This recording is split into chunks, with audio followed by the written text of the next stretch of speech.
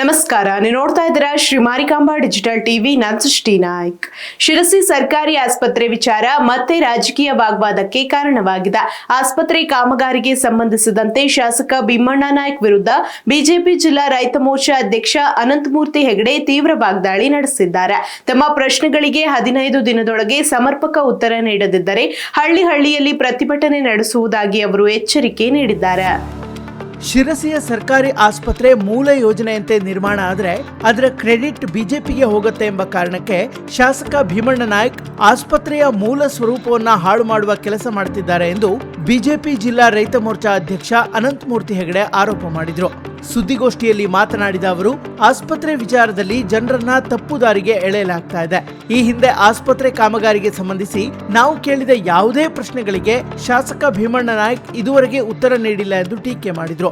ಇನ್ನು 15 ದಿನಗಳ ಒಳಗಾಗಿ ನಮ್ಮ ಪ್ರಶ್ನೆಗಳಿಗೆ ಸಮರ್ಪಕ ಉತ್ತರ ನೀಡದೇ ಇದ್ರೆ ಪ್ರತಿಭಟನೆ ನಡೆಸಲಾಗುವುದು ಎಂದು ಖಡಕ್ ಎಚ್ಚರಿಕೆ ನೀಡಿದ್ರು. ಬಿಜೆಪಿ ಜಿಲ್ಲಾ ಕಚೇರಿಯಲ್ಲಿ ನಡೆದ ಸುದ್ದಿಗೋಷ್ಠಿಯಲ್ಲಿ ಬಿಜೆಪಿ ಮುಖಂಡರಾದ ರಾಘವೇಂದ್ರ ನಾಯ್ಕ್, ಉಷಾ ಹೆಗಡೆ, ನಾರಾಯಣ್ ಹೆಗಡೆ, ಸುರೇಶ್ ನಾಯ್ಕ್ ಸೇರಿದಂತೆ ಪಕ್ಷದ ಪ್ರಮುಖರು ಉಪಸ್ಥಿತರಿದ್ದರು. 7 ಪ್ರಶ್ನೆಗಳನ್ನು ಸನ್ಮಾನ್ಯ ಶಾಸಕರಾದಂತಹ ಭೀಮಣ್ಣನವರಿಗೆ ನಾವು ಕೇಳಿದ್ವಿ. ತಾಕತ್ತಿದ್ದರೆ ಇವೆಲ್ಲ ಪ್ರಶ್ನೆಗೂ ಕೂಡ ತಾವು ಉತ್ತರವನ್ನು ಕೊಡಿ ಅಂಥೇಳಿ ಸಮರ್ಪಕವಾದಂತಹ ಮಾಹಿತಿ ಹಕ್ಕಿನಿಂದ ಪಡೆದಿರುವ ಎಲ್ಲ ದಾಖಲೆಗಳನ್ನು ನಾವು ಬಿಡುಗಡೆ ಮಾಡಿದ್ವಿ. ಆಸ್ಪತ್ರೆ ಮೂಲ ಸ್ವರೂಪದಲ್ಲಿ ಅನುಷ್ಠಾನ ಆದರೆ ಹಿಂದಿನ BJP ಸರ್ಕಾರಕ್ಕೆ ಅದರ ಕ್ರೆಡಿಟ್ ಹೋಗುತ್ತೆ ಅನ್ನೋ ಕಾರಣಕ್ಕಾಗಿ ಆ ಆಸ್ಪತ್ರೆಯನ್ನು, ಪಂಡಿತ್ ಸಾರ್ವಜನಿಕ ಆಸ್ಪತ್ರೆಯನ್ನು ಹಾಳುಗೆಡುತ್ತಾ ಇದ್ದಾರೆ. ಇಂತಹ ಕೆಟ್ಟ ಕೆಲಸಕ್ಕೆ ಯಾರೂ ಕೂಡ ಕೈ ಹಾಕಬಾರದು ಅಂಥೇಳಿ ನಾವು ಆಕ್ರೋಶ ವ್ಯಕ್ತಪಡಿಸಿ ಆಗಿತ್ತು.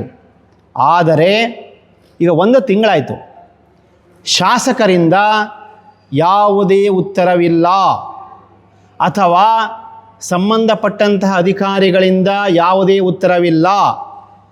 ಅಂದರೆ ಅರ್ಥ ಏನು? ಮೌನಂ ಸಮ್ಮತಿ ಲಕ್ಷಣಂ. ಮೌನಂ ಸಮ್ಮತಿ ಲಕ್ಷಣಂ. ನಾವು ಹೇಳಿದೆಲ್ಲವೂ ಸತ್ಯ, ನಾವು ದಾಖಲೆ ಬಿಡುಗಡೆ ಮಾಡಿದೆಲ್ಲವೂ ಸತ್ಯ, ಆಸ್ಪತ್ರೆ ಹಾಳು ಮಾಡ್ತಾ ಇರೋದು ಸತ್ಯ, ಎಲ್ಲವನ್ನೂ ಕೂಡ ಶಾಸಕರು ಒಪ್ಕೊಂಡಿದ್ದಾರೆ. ಇದು ಮನೆ UT ಖಾದರ್ ಉತ್ತರ ಕನ್ನಡ ಜಿಲ್ಲೆಗೆ ಬಂದರು, ಈ ವಿಷಯ ಏನೂ ಹೇಳೇ ಇಲ್ಲ. ಅಂದರೆ ಇದು ನಾಟಕ ಅಂತ ಕ್ಲಿಯರ್ ಆಯ್ತಲ್ವಾ? ಅಲ್ರಿ, 5 ವರ್ಷದ ಆಸ್ಪತ್ರೆ, 5 ವರ್ಷ ಆಗಿದೆ ವರ್ಕ್ ಶುರುವಾಗಿ, 5 ವರ್ಷ ಆಗಿ ಕಟ್ಟಡ ಮುಗಿದು 1 ವರ್ಷ ಆಗಿ ಅಷ್ಟರ ನಂತರ ನಾನು ಯಂತ್ರೋಪಕರಣಗಳಿಗೆ ಅರ್ಜಿ ಕೊಡ್ತಾ ಇದ್ದೇನೆ ಅಂತಂದರೆ ಏನಾದರೂ ನಿಮಗೆ ಆಡಳಿತ ಮಾಡಲಿಕ್ಕೆ ಬರ್ತದೆಯಾ? ನೇರವಾಗಿ ಕೇಳ್ತಾ ಇದ್ದೇನೆ ಶಾಸಕರ, ಇದು ಏನಿದು? ಮೊನ್ನೆ ಹೋಗಿ UT ಖಾದರಿಗೆ ಅರ್ಜಿ ಕೊಡ್ತೇನೆ ಅಂತೀರಿ. 5 ವರ್ಷ ತನಕ, ಈಗ 5 ವರ್ಷ ಆಗಿದೆ, ಈಗ ತಾವು ಬಂದು ಹೆಚ್ಚು ಕಮ್ಮಿ 3 ವರ್ಷ ಆಯಿತು. 3 ವರ್ಷ ತನಕ ತಾವೇನು ಮಾಡ್ತಾಯಿದ್ರಿ ಅನ್ನುವಂಥದ್ದು ಜನ ಮಾತಾಡ್ತಾರೆ. ತಮಗೆ ಆಡಳಿತ ನಡೆಸಲಿಕ್ಕೆ ಬರೋದಿಲ್ಲ ಅಂತೇಳಿ ಜನ ಮಾತನಾಡ್ತಾ ಇದ್ದಾರೆ. ಆಯಿತಾ? ನಿನ್ನೆ ಪತ್ರಿಕಾಗೋಷ್ಠಿ ನೋಡಿದೆ, ಸನ್ಮಾನ್ಯ ಶಾಸಕರು ಹೇಳ್ತಾ ಇದ್ದಾರೆ, ಆಸ್ಪತ್ರೆ ವೈದ್ಯರು ಬರ್ತಾರೆ ಅಂತ ಹೇಳಿ ನಾನು ಮನೆಗೆ ಹೋಗಿ ಕರ್ಕೊಬರ್ತೇನೆ ಅಂತ ಹೇಳ್ತಾರೆ. ಮನೆಗೆ ಹೋಗಿ ಕರ್ಕೊಬರ್ಲಿಕ್ಕೆ ತೋಟ ಕೆಲಸ ಮಾಡಕ್ಕೆ ಬರೋ ಆಳುಗಳ ಅಂದರೆ ಡಾಕ್ಟ್ರು ಬರಲಿಕ್ಕೆ ಕೆಲವಷ್ಟು ವಿಧಾನ ಇರ್ತದೆ. ಅವರಿಗೆ ಬೇಕಾದಂತಹ ಎಕ್ವಿಪ್ಮೆಂಟು, ಪೂರಕವಾದಂತಹ ವಾತಾವರಣ, ಅವರಿಗೆ ಬೇಕಾದಂತಹ ಆ ನರ್ಸಿಂಗ್ ಸ್ಟಾಫ್ಗಳನ್ನೆಲ್ಲ ಕೊಡಬೇಕಾಗ್ತದೆ. ಅದಕ್ಕೆ ಬೇಕಾದಂತಹ ಕೌನ್ಸಿಲಿಂಗ್ ಎಲ್ಲ ಮಾಡಿ ಎಲ್ಲೆಲ್ಲಿ ಅದನ್ನು ಅಪ್ರೋಚ್ ಮಾಡಬೇಕು, ಆ ರೀತಿಯ ಸರಿಯಾದ ವೇಯಲ್ಲಿ ಅಪ್ರೋಚ್ ಮಾಡಿದ ಡಾಕ್ಟರ್ ಬರ್ತಾರೆ ವಿನಃ ನೀವು ಅವ್ರ ಮನೆಗೆ ಹೋಗ್ಬಿಟ್ಟು ಇವತ್ತು ಸ್ವಲ್ಪ ತೋಟದ ಕೆಲಸಕ್ಕೆ ಜನ ಬೇಕು, ಒಂದು ಸ್ವಲ್ಪ ಬಂದು ಮಾಡಿಕೊಡಿ, ಗುತ್ತಿಗೆ ಕೊಡ್ತೇನೆ ಅಂತಂದರೆ ಬರ್ತಾರಾ? ಇದು ಆಡಳಿತ ನಡೆಸುವಂತಹ ಪರಿಯ ಅಂಥೇಳಿ ಜನ ಮಾತಾಡ್ತಾ ಇದ್ದಾರೆ. ಪಬ್ಲಿಕಲ್ಲಿ ತಮ್ಮ ಗಮನಕ್ಕೆ ಬಂದಿದೆಯಲ್ಲ ಗೊತ್ತಿಲ್ಲ, ಜನ ಹಾದಿ ಬೀದಿಯಲ್ಲಿ ಮಾತನಾಡ್ತಾ ಇದ್ದಾರೆ. ಇದು ತಮ್ಮ ಗಮನಕ್ಕಿರಲಿ ಅಂಥೇಳಿ ಈ ಮಾಧ್ಯಮ ಗೋಷ್ಠಿ ಮುಖಾಂತರ ನೇರವಾಗಿ ಶಾಸಕರಿಗೆ ಎಚ್ಚರಿಕೆ ಕೊಡ್ತಾ ಇದ್ದೇನೆ. ಗ್ಯಾರಂಟಿ ಯೋಜನೆಗಳನ್ನು ತಾವು ಗಮನಿಸ್ತಾ ಇದ್ದೀರಿ. 5 ಗ್ಯಾರಂಟಿಗಳಲ್ಲಿ 1 ಗ್ಯಾರಂಟಿ ಕೂಡ ಜನರಿಗೆ ಸರಿಯಾಗಿ ತಲುಪ್ತಾ ಇಲ್ಲ. ಅಂದರೆ ಕೇವಲ ಕಾರಣಗಳನ್ನು ಕೊಟ್ಕೊಂಡು ಮುಂದೂಡುವಂತಹ ಪ್ರಕ್ರಿಯೆ ನಡೀತಾ ಇದೆ. ನೀವು ನೋಡಿದಿರಿ, ಈಗ ಗೃಹ ಜ್ಯೋತಿ ಆಯಿತು, ಗೃಹಲಕ್ಷ್ಮಿ ಯೋಜನೆ ಆಯಿತು, ಬಸ್ಸಲ್ಲಿ ಹೋಗುವಂಥ ಫ್ರೀ ಬಸ್ ಆಗಿರ್ಬೋದು, ಅಥವಾ ಯುವಜನೆಗೆ ಕೊಡುವಂಥ ಯುವಶಕ್ತಿ ಯೋಜನೆ ಆಗಿರ್ಬೋದು, ಎಲ್ಲವೂ ಕೂಡ ಹಳ್ಳ ಹಿಡಿತಾ ಇದೆ. ಅಂದರೆ ಅವರು ಯಾವ ಯೋಜನೆಯನ್ನು ತೆಗೆದುಕೊಂಡ್ರೂ ಕೂಡ ಅದನ್ನು ಪರಿಪೂರ್ಣವಾಗಿ ಮಾಡೋದಿಲ್ಲ ಅನ್ನೋದಕ್ಕೆ ಸ್ಪಷ್ಟವಾದಂಥ ಉದಾಹರಣೆಗಳು ದಿನದಿಂದ ದಿನಕ್ಕೆ ಜನರ ಗಮನಕ್ಕೆ ಬರ್ತಾ ಇದೆ.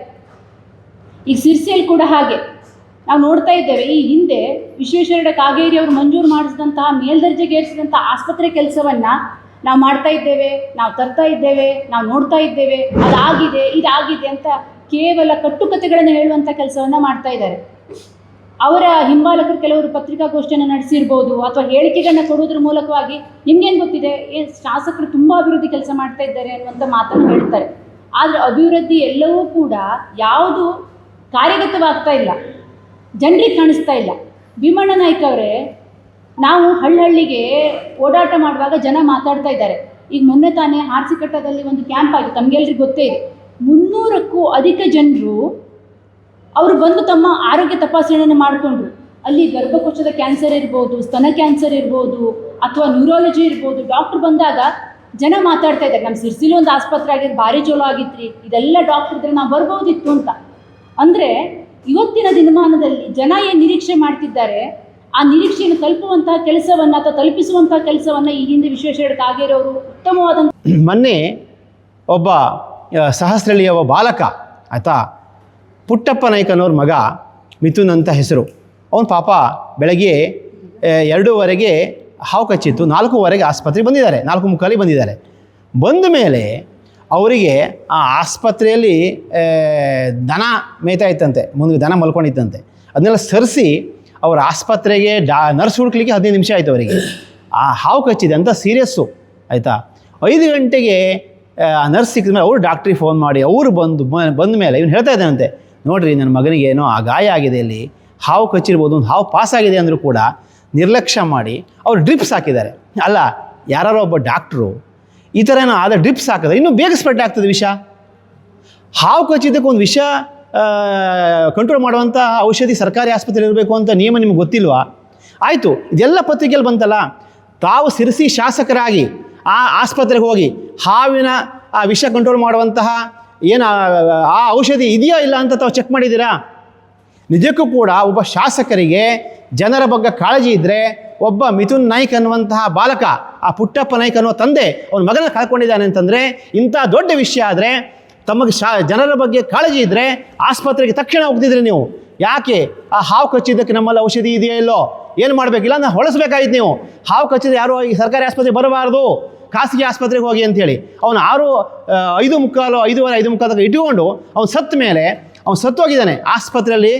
ಅವನೇ ಹೇಳ್ತಾ ಇದ್ದಾನೆ, ಆಸ್ಪತ್ರೆಯಲ್ಲಿ ಹೇಳಿದ್ದಾರೆ ಅಂತಂದರೆ ನಿಮ್ಮ ಮಗನಿಗೆ ಇದಾಗಿದೆ, ಸೀರಿಯಸ್ ಆಗಿದೆ, ಕಾರವಾರಕ್ಕೆ ಹೋಗಿ ಅಂತ ಹೇಳ್ತಾರೆ. ಅಲ್ರಿ, ಯಾರಾದರೂ ಹಾವು ಕಚ್ಚಿ 3 ತಾಸು ಆದಮೇಲೆ ಕಾರವಾರಕ್ಕೆ ಹೋದರೆ ಬದುಕ್ತಾರಾ? ಅದು ಸಿರ್ಸಿಯಲ್ಲಿ ಬೇರೆ ಆಸ್ಪತ್ರೆಗೆ ಕಳಿಸ್ಬೋದಾಗಿತ್ತು. TSS ಆಸ್ಪತ್ರೆಗೋ, ಮಹಾಲಕ್ಷ್ಮಿ ಆಸ್ಪತ್ರೆಗೋ, ಮಾರಿಕಾಂಬ ಆಸ್ಪತ್ರೆಗೋ, ರೋಟರಿ ಆಸ್ಪತ್ರೆಗೆ ಕಳಿಸ್ಬೋದಾಗಿತ್ತು. ಅದು ಮಾಡಿಲ್ಲ. ಎಷ್ಟು ನಿಷ್ಕಾಳಜಿ ಇದೆ. ಅವ್ನು ಹೇಳ್ತಾ ಇದ್ದಾನಂತೆ, ಅವನೇ ಹೇಳಿದ್ದು ದಾಖಲೆ ಇದೆ, ನನ್ನ ಮಗನಿಗೆ ಏನೋ ಕಿವಿಯತ್ತಿನ ಆಗಿದೆ ನೋಡಿ ಅಂತ ಹೇಳೋದು. ನೋಡಿಲ್ಲ. ನೋಡಿ, ಇವತ್ತಿನ ಇರೋದೇ ಒಬ್ಬರು ಮಕ್ಕಳು, 2 ಮಕ್ಕಳು ಎಲ್ಲರಿಗೂ ಕೂಡ. ಈ ಥರ ನಾವು ಮಕ್ಕಳನ್ನು ಕಳ್ಕೊಂಡ್ರೆ ಅವ್ನು ದಿವಸ ಅಳ್ತಾ ಇದ್ದಾನೆ, ದಿವಸ ನನಗೆ ಹತ್ಕೊಂಡು ಫೋನ್ ಮಾಡ್ತಾನೆ. ಏನು ಅಂತ ಉತ್ತರ ಹೇಳಬೇಕು ನಾವು?